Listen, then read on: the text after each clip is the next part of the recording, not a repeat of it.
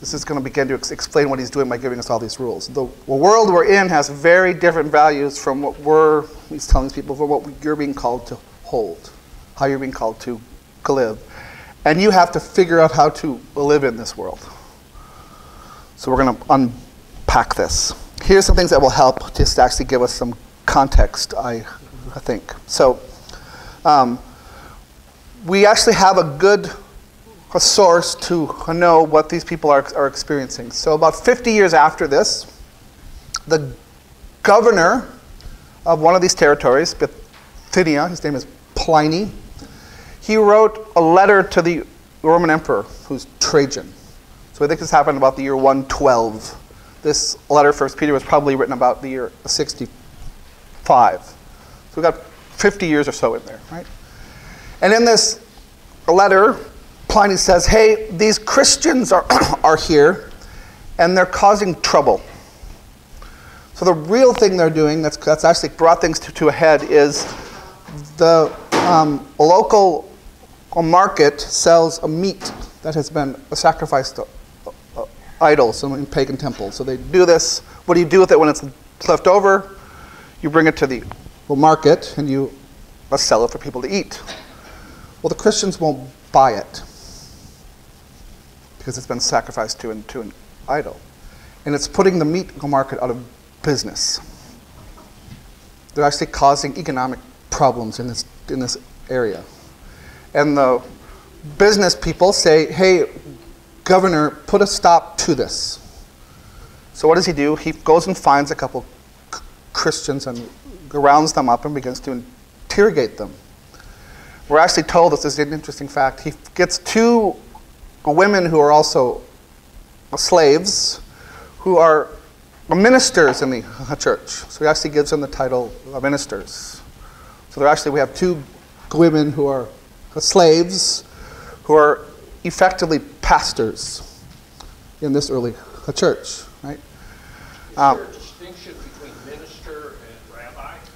Well, by this point, this is not a Jewish community. This is almost entirely Gentiles. They wouldn't be using the term the rabbi. And they're going to use, what they're actually called is deacons, but that term doesn't mean what we mean as deacons. Tim just became a deacon. It's actually the person who's sort of doing the on-the-ground pastoral work in this time. So he interrogates them. He actually tells us he tortures them, which he can do because they're slaves. And he tells the emperor, well, they're not really doing anything wrong.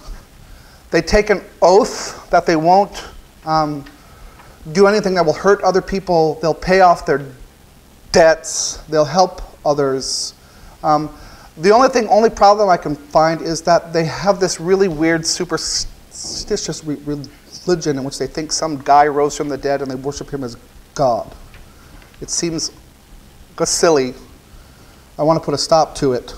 What should I do? And the emperor writes back and says, unless they're really causing trouble, leave them alone. But yes, we should put an end to this because we don't like these superstitions. So the Romans have a big problem with Christians because they don't do what everybody else does. They don't go to the theater. They don't buy meat that's been sacrificed to idols. They won't serve in the military. They don't participate in basically the civil things. So imagine a politician who doesn't go to the 4th of July parade or the football game. They're not going to go in.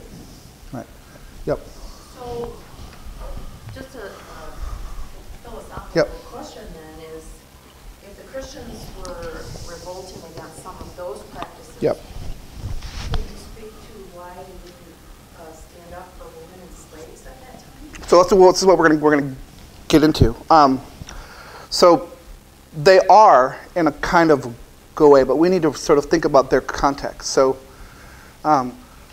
if there's this is again about 65 AD. We think the Roman Empire has a population between 60 and 70 million. Christians probably can number 5,000 to 10,000. So do the math. They're 0.001% of the population. They're a very, very significant, not insignificant minority. Now, they seem to have pockets where they've got a big percentage, which seems to be what's happening in these letters. But overall, they're so small, the Romans don't even know what they really believe. Right? They just know it's this new group that's attracting poor people and people who are basically oppressed, like slaves. And the Romans don't like this. Right? Governments rarely like it when the people on the bottom of the social totem pole start gathering together in groups. They smell revolution. And actually this governor in this area passed a law that people couldn't meet in public in groups larger than 5. He actually disbanded the fire department because he didn't want people gathering. Right? So this is the context of this, and why aren't they sticking up for people? They're doing the best that they can as a very small group. So what do? They welcome these people. It's part of the good news here, and the hope that people have is, if we could look at my handout, look, this is earlier in chapter 2, this is towards the top of page 1. But you are a chosen race, a royal priesthood, a holy nation, a people for God's own possession, so that you might proclaim the almighty acts of him who called you out of the darkness into his wondrous light. Right? So he's giving people who don't have an identity, basically, an identity. You're someone that God loves, can be part of our community. Right? If they try to overthrow slavery, the authorities are going to very quickly come find them, kill them, and this is the end. So this is actually one of the things I want you to see is the advice he's giving here is particular to this time and place. You're a minority. You have no power. Here's how to survive. This one way to actually think of what's happening here is, imagine you've got a community in which your pastor is a woman, a slave, and you've maybe got wandering in and becoming part of this a person who is the emperor's number 2 guy. So in public, they can't even talk to each other. She has to look, she can't make eye contact with him. He's this upper authority. She has no rights to even talk to him publicly. Just to look down when he comes by, right? But when they go to a church, she's the one serving him communion. They have to figure out, how can we do this, right? And the instructions Peter's giving us here is, how can you maintain the values that we have in which everyone is equal, in which we don't think slavery is a thing, in which we think men and women should be treated equally in the eyes of God. And when we're in a church, that's what we're going to do. But in our greater society, the rules are very different. And we have to honor them, because if we don't, we're going to get ourselves into trouble. So this is their public faith. Yeah, and this is kind of what this is about. It's we can't actually always publicly do everything we want to do. It's not going to work. We're too small. But how can we do the best that we can publicly and maintain our values, right, without attracting undue attention? Right? Yeah. I don't want to get off Yeah, no, go ahead. track, but I think it's interesting that throughout time then, even Christians Right. were slave owners. Absolutely. And although the slaves were treated Yeah, so it's and more, so that's one of the things to highlight is this is the kind of a slavery here. It's still terrible. Don't get me wrong. Slavery is always bad. But it isn't the same as what we think of that happened in this country, right? So slaves can own property. Oftentimes, a slave who works for a pretty powerful person owns their own slaves. Right? So they get paid in a certain way. They're still property, which causes all kinds of other issues, but they also have more freedom. And it was fairly common for slaves to earn enough money to buy their own freedom. right? And Paul actually, in some other things in the New Testament, actually encourages people to do that, help buy people out of slavery. But it doesn't occur to them to challenge the very institution. It's so ingrained that they almost can't imagine a world without it. That's going to take time. But they do want to sort of put an end to the abuses in it, right? But it's just so part of their economic world, they can't imagine not having it. Right? The same thing with women, I think. They've got, in the community, they've got ideas of everybody's equal, but they almost can't bring themselves to imagine a world, and that's how things work everywhere, all the time. It's just going to take time. But they are pushing. And what they're the virtue here is treat everybody in a way that's everyone's equal. That there's mutuality. And this is how you treat people, how you interact with them. It doesn't necessarily mean you're going to change the way the world works. Because again, they don't think they have that kind of power. Go ahead. So if there's a population of 60 to 70 million, what percentage are slaves? Any idea? Probably close to half. I mean, it's a huge. I mean, so when the Romans would go conquer an area, and what they would do was in slave people they conquered.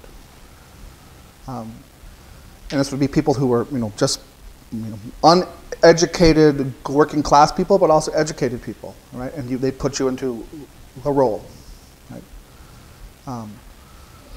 So it's a fairly common thing. In fact, we've got other evidence of why do Christians tend to meet at a night or early in the morning. In part because the movement's going to become illegal for a time, but it's also when they can meet. If most of these people are slaves, during the business day they have to work for their masters. They've got free time early in the morning where they can go do their own thing. Right? So it begins to explain why they're doing what they're doing. Right?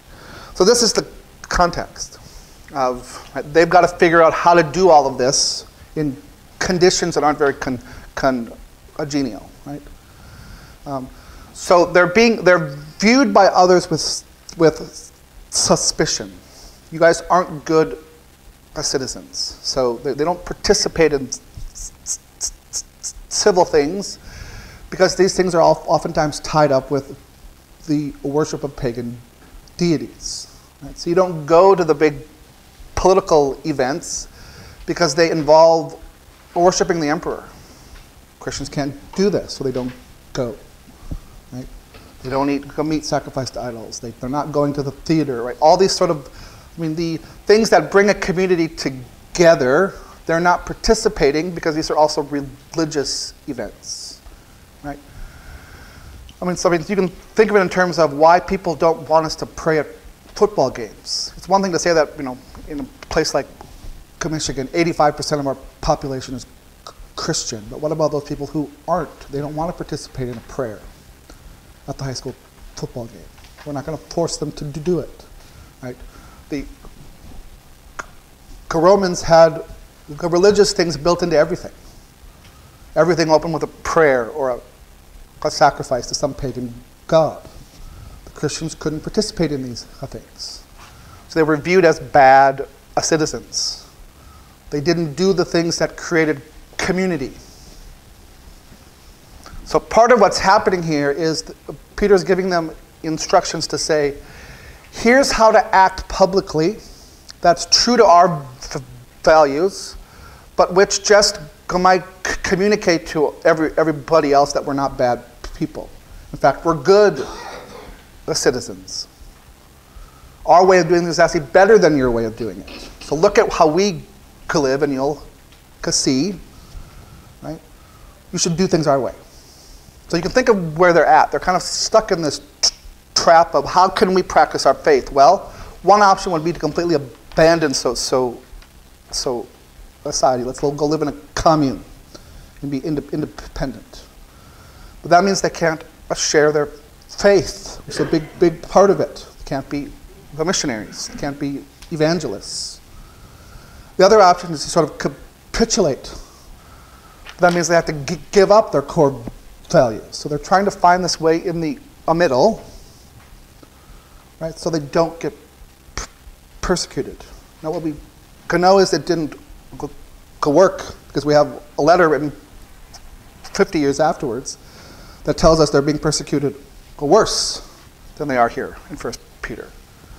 But that's what's happening. He's giving them instruction for what can we do to survive this. So these rules about slaves and women are in this context. They're not for us. This isn't our context.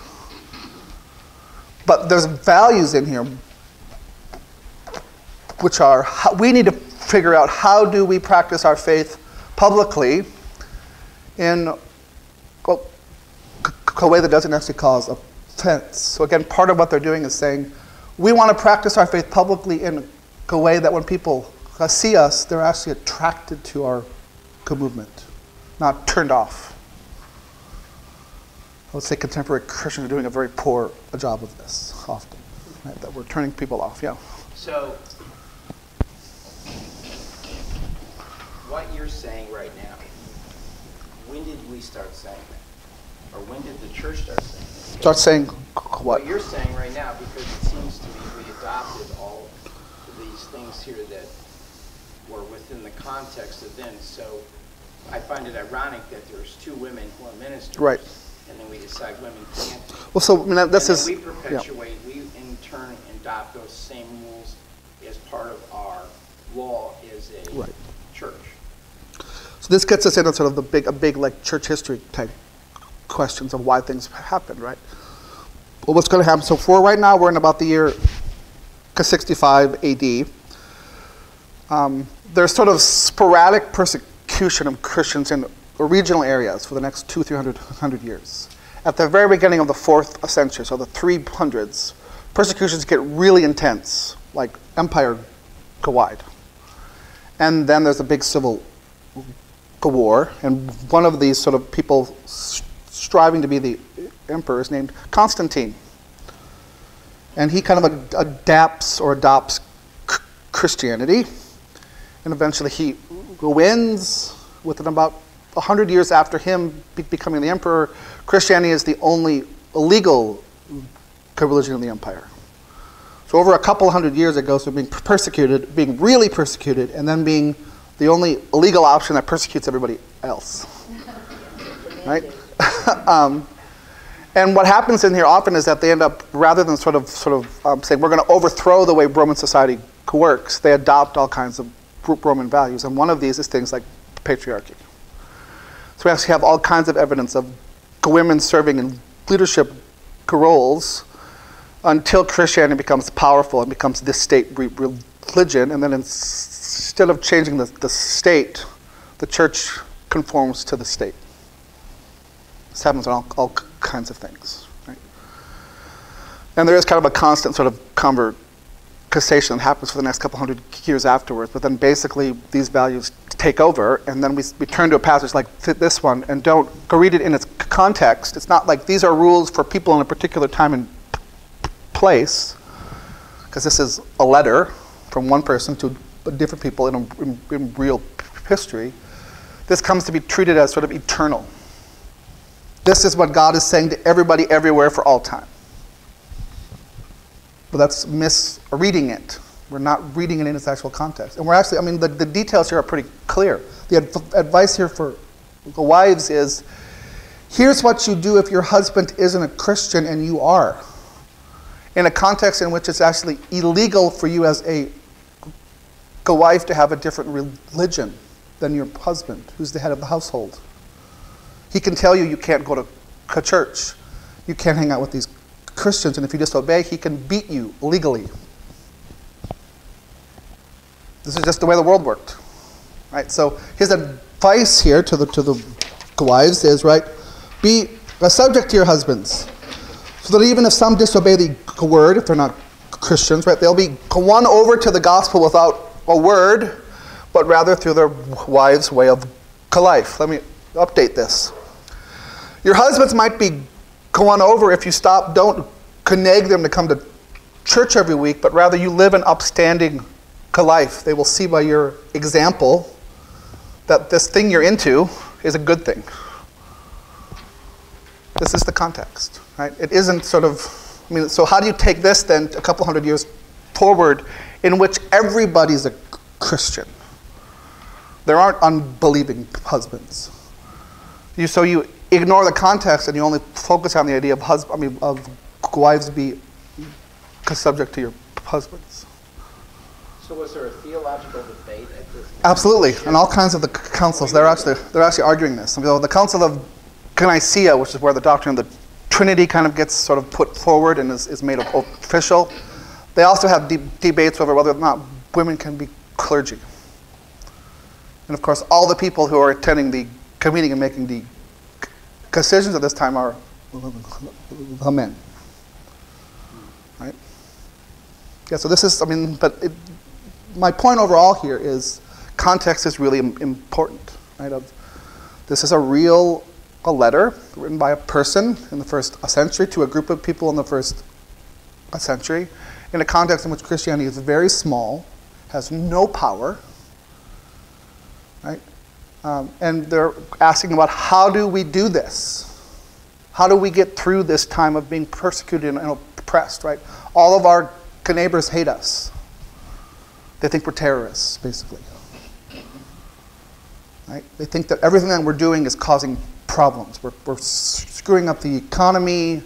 We're not worshiping the gods. So when bad things happen, they say it's because those Christians aren't worshiping our gods, right? So it could be the case that this is written just before, or during, or just after Nero's fire in Rome, in which the city burns and he blames the Christians and a bunch of them get killed. So we actually know Peter is writing this from Rome. So that's what's going on in Rome. Right? Christians are going to get killed for a fire that Nero himself probably started. He's giving advice to these other Christians who are in Turkey. So how long has it been since that till Constantine? Constantine comes to power in 324. So it's a couple hundred years. Yeah, 275 years. Right. So in that in-between time, this Christian movement keeps growing and growing and growing and growing, and the Romans are getting more and more and more worried about it because it's a threat to their way of life. The Romans have a very hierarchical way of doing things. Right? I mean, you owe allegiance and power to people who are above you, and the Christians are saying everybody's equal. Love everybody. Treat everybody the same with dignity and respect. Right? And again, the Romans aren't happy with this because they can see what's happening. This is going to be a threat to our order. Right? And again, what are all these rules here for? Therefore, how do we get through this? How do we survive in a way where we can keep doing our thing and keep publicly bearing witness to Jesus? Right? This is what's happening. And if that's the case, these rules actually make sense. Right? Go ahead. So is there, so are there minutes Yes, we have minutes from the councils. Because, it just baffles me. Yeah. So we adopt what it is that we said was at verse, and we then, in our political order, adopt that same political order into our faith. But again, think of how this would happen. Constantine is the emperor, and he kind of converts. So he seems to become a Christian in his own life. But even he continues to go to pagan temples and offer sacrifices. Why? He's a good politician. Right? It would be it's like the president who's a Christian, but then he goes and he publicly talks about Islamic holidays and Hindu holidays. He's saying, I'm going to talk to everybody's concerns. So Constantine does this too in his time. And so it takes time, but eventually Christianity takes over. They push out all these pagan faiths, but the power structures are still there. People in power don't want to give up their power. I mean, Constantine actually uses Christianity as a way of bringing order to a disordered empire. Part of what he does is that interpret it in ways that support his power. That's what we do all the time. Right? No, it's absolutely hypocrisy. It's absolutely hypocrisy. Right. Why so many people say Yep. you're hypocritical. Yep. It hasn't stuck. I mean, it's. I don't want to get us into personal politics. I realize people are all over the place, but we see this happening, right? In terms of Christianity gets used as a tool to support your political agenda, right? Which is what happens to religion all the time. It's very sort of on the surface when we get to someone like a Constantine, right? And what Peter's doing is saying, this is the way the world operates. We're going to be persecuted just because so much of our faith pushes against this. How do we live in this world without getting ourselves killed, but in a way that still maintains our values, right? So they're saying, yes, outside in the public, we'll give honor to the people who have power. We'll do our thing, right? Well, the emperor is the emperor, the governor is the governor. Fine. But we're going to do the best that we can to live out our faith. And if it comes down to it, then we'll be persecuted. I mean, he's going to go on to tell us. I mean, it's in verse, Gail, then I'll get to your question. On the back page, chapter 3, starting at verse 13, right? He gives instruction of what to do when you basically get oppressed and persecuted for doing what's right. Hint, hint, it's going to happen. You're going to suffer for doing the right thing. And again, what he's oftentimes going to bring Jesus in here, because look at him. He suffered and was killed for doing the right thing.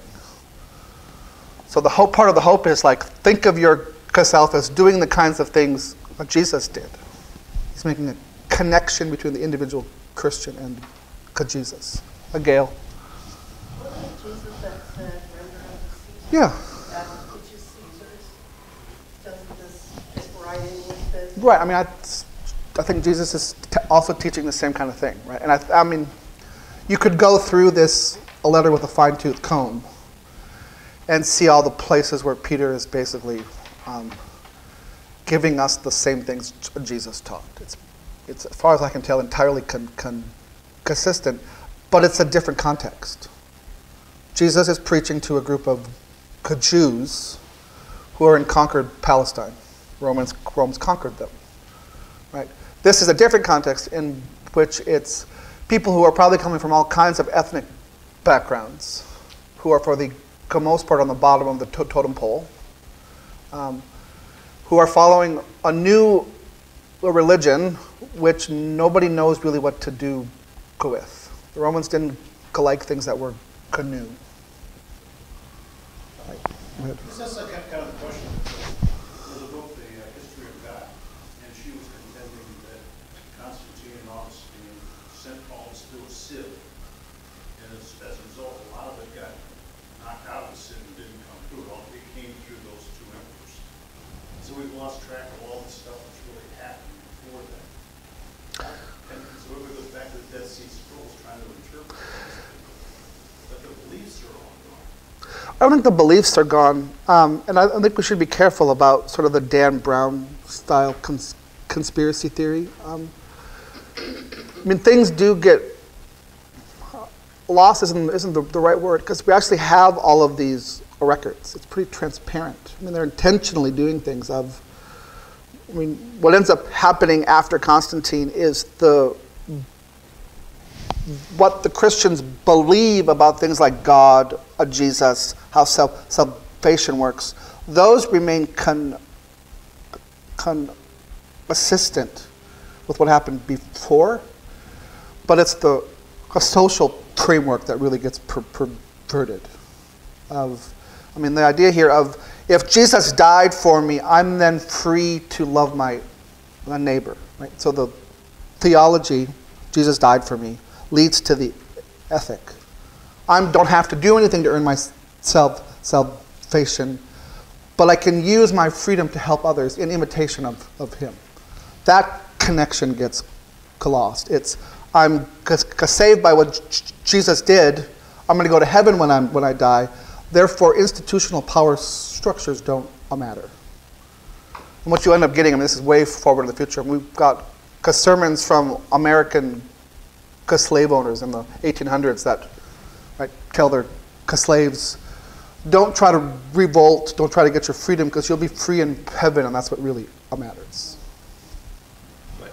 But and I'm sure they cite these passages. Right, that's what they can do, but This is the infallible word of God. but they're torn completely out of their context. That's my point, right?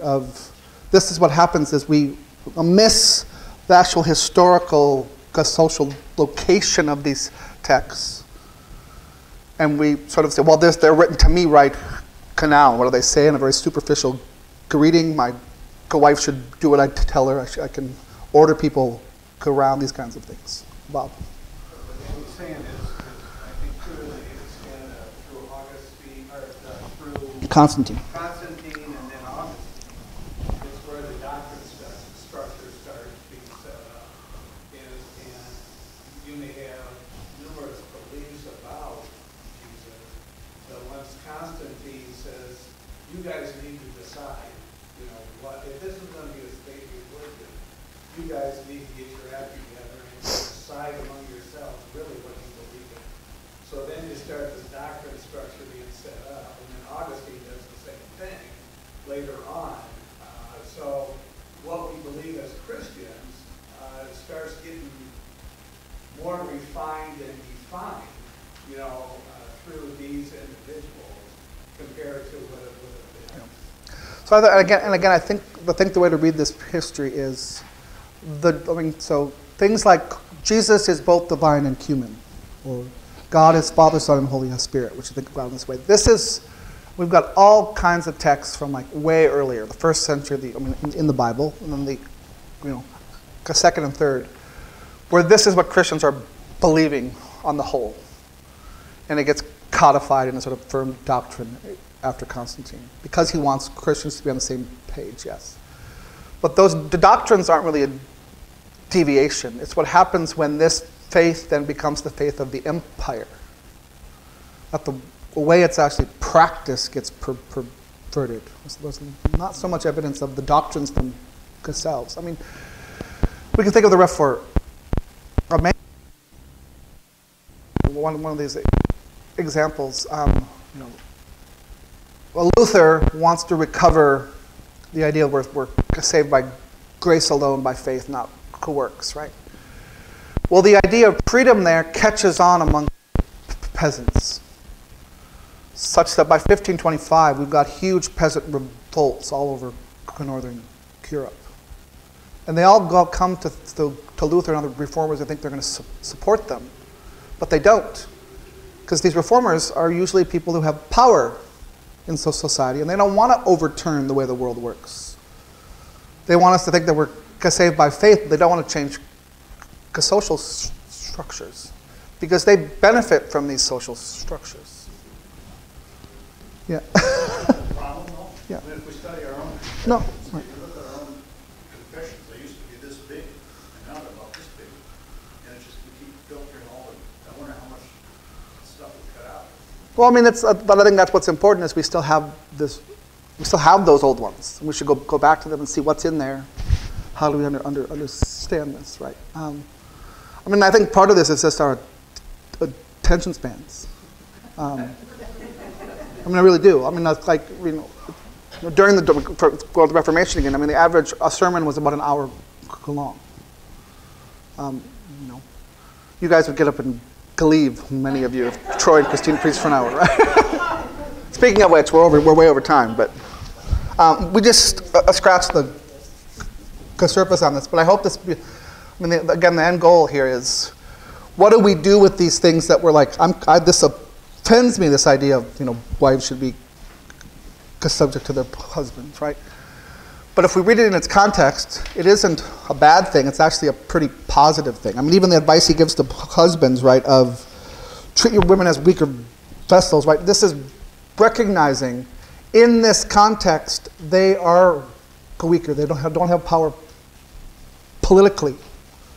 They are physically weaker. But then it goes on to say you're supposed to treat them as co-heirs of the gospel. So the idea is you need to treat them as equals because society at large tells you not to.